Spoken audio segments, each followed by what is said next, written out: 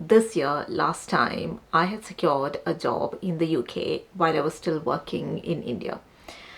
This is part one of the video series where I talk about my entire journey, starting from what I did for research, securing a job, the interview process, everything up until my 2 years of experience living and working in the UK. Today's video, we're going to focus just on the part one of this, where I talk about how I researched before I started applying for jobs. The first thing I did was to research the lifestyle and culture of the UK. By this, what I mean is if you're moving from a non-Western, non-European country, the culture is going to be entirely different. So it's essential that you have your mindset put in place that you are going to be living in that culture. Sometimes it is good to be well informed of that ahead of your move. Sometimes you might just want to dive straight into it, but for me, I wanted to be aware as much as possible as to how life in UK is going to be, both from the side of being a person in the UK and also an immigrant who's moved from a different country, like say from India to the UK. And the best thing that helped me in understanding this was, of course, YouTube. And I'm sure you're here because you are searching for videos on how to move to the UK or how to get a job in the UK. This is exactly what I did as well, and I got several videos and channels. They were focusing on vlogs that kind of described the life in UK, and I think that really helped me understand the day-to-day nuances of living as an immigrant in the UK. Specifically, information about the lifestyle, the schooling system, those kind of things. It's easier and it's much more personal when you can see them through vlogs rather than somebody talking. But I can give some links to the kind of channels that I had watched and I thought were useful for me in my journey at that point in time. I'll leave them in the description box below for you to check out. The next thing that I did, and which is really, really important coming forward in your move towards the UK, is to understand the cost of living. So when I say cost of living, there are a teen number of videos that explain daily, monthly, weekly cost of living. They split the expenditure across different sections. They tell you exactly how much they spend, so that's a good place to start off. But I'd also like you to go in depth to really understand every aspect of cost of living associated with your lifestyle. That's the important bit. So everyone talks about their lifestyle, and you want to look at what your potential lifestyle is going to be once you move to the UK. So when I started looking at things, I kind of knew that the people I was watching on YouTube, they had an entirely different lifestyle to what I was living back in India.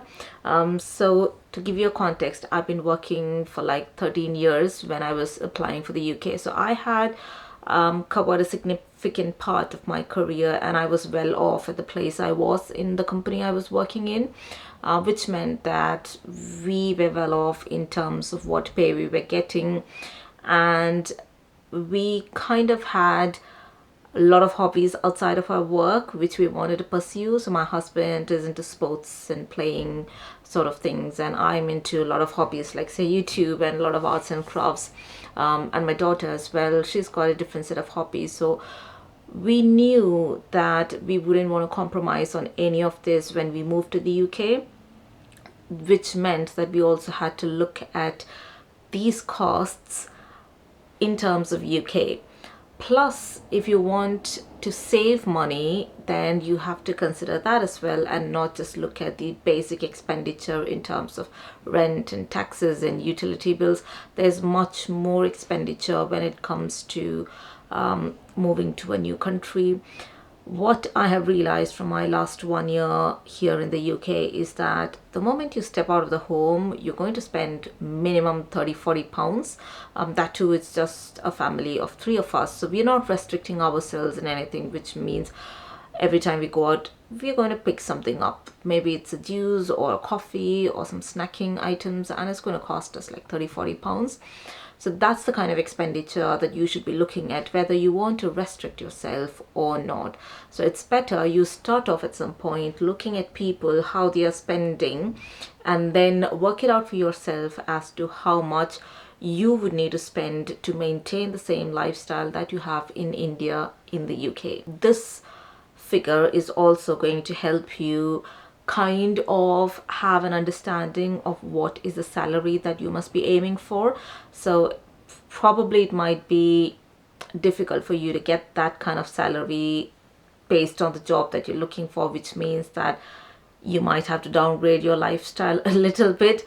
But yeah, this is an important and crucial step that you need to look into so that you can get an idea as to whether this move is going to be useful for you, whether the salary that you're looking for is okay for you to maintain your lifestyle, and whether, if it's overall a good idea to make the move at all. The next thing I highly recommend you do is to look into your family specific requirements.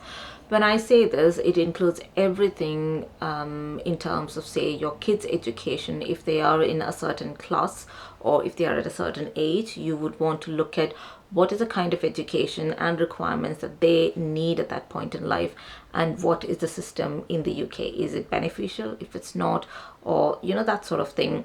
Whether your child has any special needs, or whether your child needs any special classes because of the interest they have, say for example piano, music, whatever that is. So you would need to look at the costing and the opportunities, the kind of classes, etc., that's available in the UK for all of that. If you've got any medical condition, your family members, any of them have, then probably it's a good idea to have a look at NHS and what's the kind of treatment, the waiting period, all of those sort of things. So it eventually comes down to what exactly your family needs in terms of whoever is going to be shifting to the UK, because you're going to be there for a long term. Once you move, you're going to be stuck with what is available. So if you don't want to be in complaining mode, and if you want to have that luxury of choosing, you need to be aware of beforehand what are the systems available in the UK. The next thing, of course, is things that you need to consider while relocating. Everyone talks about the cost of living, but that's the cost of living if you're living in the UK, and the cost of relocating to the UK is going to be much more than that. That's because you're literally uprooting yourself from a country where you didn't start off here, but you probably worked for a couple of years and you have like this sort of lifestyle, and now you want to set up that level of lifestyle in a different country. So that's going to take some time. You can't be literally downgrading yourself and starting off from a studio apartment. Probably that's a choice that you want to make, but in my case that wasn't. We wanted to set up our life in a similar state as we lived back in India. So that meant a lot of first time investments in terms of getting the house ready, getting the furniture, all of those things. So I highly recommend you to also have a look into that. What are the first time expenses that's expected? The ones for, say, getting your car ready, getting some driving lessons, getting your furnitures ready, that sort of costing. And also please have a look at what is the amount that you would need before you move to the UK. That is in terms of the visa cost, the IHS, the health surcharges, the ticket cost, and then the kind of money that you need to show as a guarantee in your bank. I think there are a couple of other requirements. UK.gov website is the best legit information source, so I highly recommend you go in there and have a look at all of these information to have an idea of how much is it going to cost you to move to the UK. Most of the time it so happens that we are so unprepared of this. We look at the salary, we get a job, and then the trouble starts that you have to show this much bank balance in the last 3 months, and then you'll be like, oh no, I don't have it. So it is really good to have this information beforehand so that you can start preparing these kind of background work well ahead of the kind of last minute sort of thingy. So yes, looking at how much it's going to cost for relocation and what are the requirements for relocating, including the visa requirements like the tuberculosis test, the English speaking test, etc. It would be nice to have an idea that you have to go through all of these before you get your visa and after you get your job. Once all of this research is done, I think you would have made a fair kind of decision whether this is in favor of you or whether it isn't. So if you feel that the move to the UK is going to be in favor and you're going to be okay with the move to the UK, that is when you should actually start looking for a job. I think the research part is very, very crucial in keeping kind of changing your mindset into deciding whether you want the move to happen or not. And unless and until you're sure about it, I don't think you're going to give your 100% into, getting that job to move to the UK. But so now looking at moving to the UK, the next step is to start looking for jobs. And for that, what I did was to start doing a job research on LinkedIn. Why LinkedIn? Because it kind of is an aggregate of, all companies, and you can very easily create job alerts for each of the companies. This kind of helps you understand what companies are there. The LinkedIn search algorithm itself kind of recommends some jobs to you, so you get to know of several other opportunities in similar spaces in that locality. So I think that was like a really good way of me knowing what companies are offering jobs at that point, just to really understand whether the area that I was working in, is it in a good demand at that point in the UK or not. So I started off with LinkedIn, creating job alerts and looking at, what's the general kind of requirements that they ask, and is there any specific technical requirement, like say some certification, some courses or anything. And I really felt none. So I was a bit more confident that my experience and the skills would be what counts. So that was a good point. And the next thing that I started looking is the frequency at which the new job alerts were created. And I realized that there were quite a lot of new alerts, which meant that there's a huge demand in that particular industry. That is like my industry that I was working in. So that was the conclusion of my job research. And next thing I did was to actually just simply go into Google and search for the exact lookalike of the company I was working for in India. So I was working for a power utility company, and I looked at what other power utility companies were there in the UK, and I found like a list of 3-4 companies which were serving in different parts of the country. So since I did the research bit about the UK first, I kind of knew which areas meant what. So Scotland for me was really cold. No, I don't want to go. Wales was more of Welsh language. I don't want to go either. And the Midland areas was, I was like, yeah, okay, so this is the least colder area, and that's where I think I would be okay. London, probably no, because the cost of living is really high. So that's the kind of way the research helped me identify which location and which company would help me. And I kind of finalized in the company I'm working right now. So that's one of the biggest company which had network across the England and the UK. So I figure that if I apply for that, I could have flexibility in choosing location within England.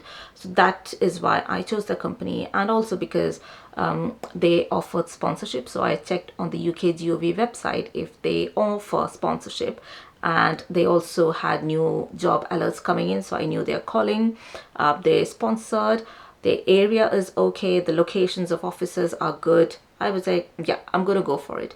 And also that company has a really good history. It was earlier a government company which got privatized. So I kind of knew this is similar to what I'm doing right now, and I would like to go in there. So that's how I finalized to just one company to start with. And the idea was I'll start applying, and if I don't get, I'll apply to the next candidates in the list, because at some point I knew that I wouldn't have as much luxury to choose my location and the company and everything. But for the first one, I wanted to go slow and pick just one and start applying. About the rest of the process of application, I'll cover in the next video, where I'll talk about how I created job alerts in LinkedIn, and how I looked into career portals, how I finalized which role I want to apply for, how I applied, the process of CV creation, preparing for interview, and also attending the interview. So all of these I'll cover in the next video, so have a look out for that. And before I leave, I want to ask you, if you did like this video, the content so far, please do give this a thumbs up, and also leave in the comments if you have any questions. I know I haven't elaborated much on many of the topics because I don't know which one you would like to listen more about. And if you have anything particular, like what exactly did I research about the lifestyle, or what exactly I did for estimating the cost of living, or anything of that sort, please leave that in the comments, and I'll try to make a more elaborate video just on that single topic. All right, so I'll see you in the next video, and until then, it's bye bye.